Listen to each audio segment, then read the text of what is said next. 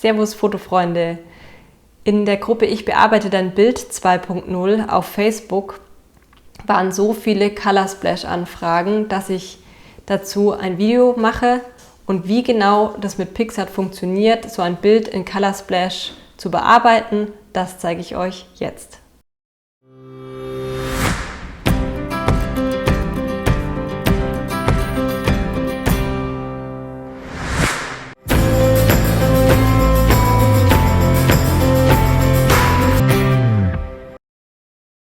Auf dem Markt gibt es wirklich viele Bearbeitungsprogramme. Ich selber nutze Lightroom, Photoshop, Luminar als meine Hauptwerkzeuge sozusagen und freue mich auch schon auf das neue Luminar Neo, was ja jetzt bald rauskommen wird.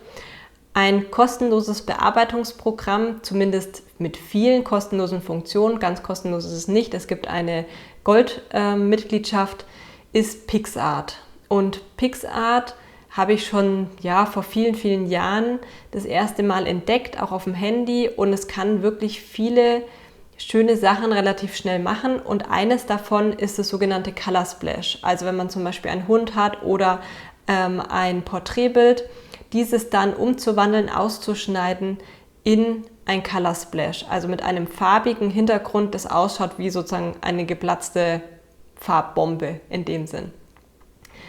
Viele, die in der Gruppe Ich bearbeite dein Bild sind, wünschen sich immer so ein Color Splash und ich möchte jetzt mit diesem Tutorial einfach eine kleine Anleitung geben, auch für die Leute, die vielleicht Lust haben auf die Bildbearbeitung und Lust haben mitzumachen, bei uns in der Gruppe aktiv zu helfen und den Leuten kostenlos Bilder zu bearbeiten. Und ich würde sagen, wir nehmen mal das Handy in die Hand und legen einfach mal los. Ja, jetzt gehe ich hier einfach mal in die App rein. Jetzt seht ihr schon, PicsArt wird gestartet. Hier wird jetzt die Gratis-Testversion für Gold angeboten. Das könnt ihr erstmal wegklicken. Und jetzt ist es so bei PicsArt, dass ihr als erstes den Hintergrund bearbeiten solltet. Also zuerst den Hintergrund und dann das Hauptmotiv. Also in dem Fall suche ich mal hier oben bei der kleinen Lupe oben rechts Splash Background, also zum Beispiel Color Splash Background. Da hat er jetzt nichts gefunden, weil wir da oben bei Replay sind. Wenn wir jetzt hier auf Bilder und Sticker gehen, dann seht ihr schon, dass da viel mehr kommt. Jetzt gehe ich mal hier auf Bilder und nehme hier diesen Hintergrund und gehe hier unten auf Remix. So, dann habt ihr quasi schon mal eure Hintergrundebene eingefügt und jetzt sucht ihr hier unten Foto hinzufügen. Das heißt, jetzt kommt mein Vordergrund mit dazu. Ich suche mir hier jetzt mal diesen Hund aus, ziehe den ein bisschen größer und möchte jetzt diesen weiße Umrahmung vom Hund entfernen und eigentlich letztendlich nur noch den Kopf hier so rausgucken lassen. Dazu habt ihr hier unten eine Leiste und ihr geht auf Ausschnitt. So, jetzt steht da kein Tier, aber ihr könnt trotzdem hier unten auf Personen klicken und siehe da, er hat den Hund direkt erkannt.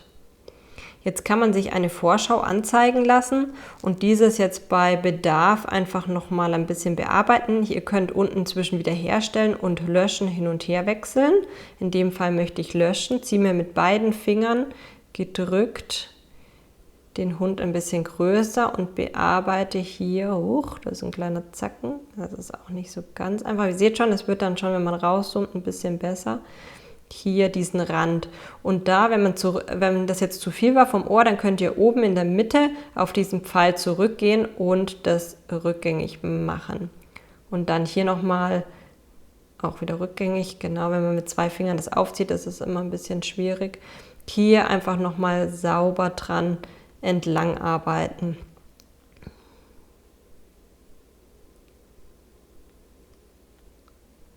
Genau, ich mache es jetzt fürs Video nicht ganz so sauber, dass ihr nicht so lange warten müsst, aber ihr habt im Prinzip verstanden, wie es funktioniert hier. Und besser ist es immer, ihr seht, da ist so ein heller Rand, je nachdem, was für ein Hintergrund war, habt ihr hier so einen Saum am Rand und der muss mit entfernt sein, außer ihr nehmt auch wieder einen hellen Hintergrund.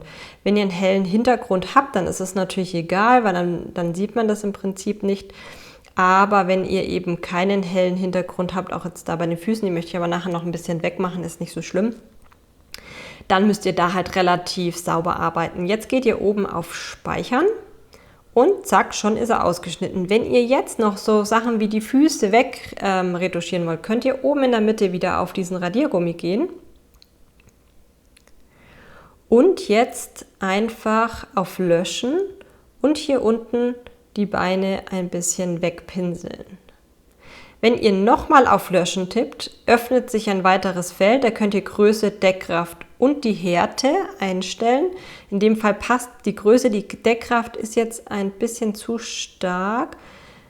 Und die Härte machen wir noch ein bisschen weicher, damit der Rand hier einfach noch ein bisschen weicher wird. Und male jetzt hier so ein bisschen, das war mir jetzt wieder zu viel, ein bisschen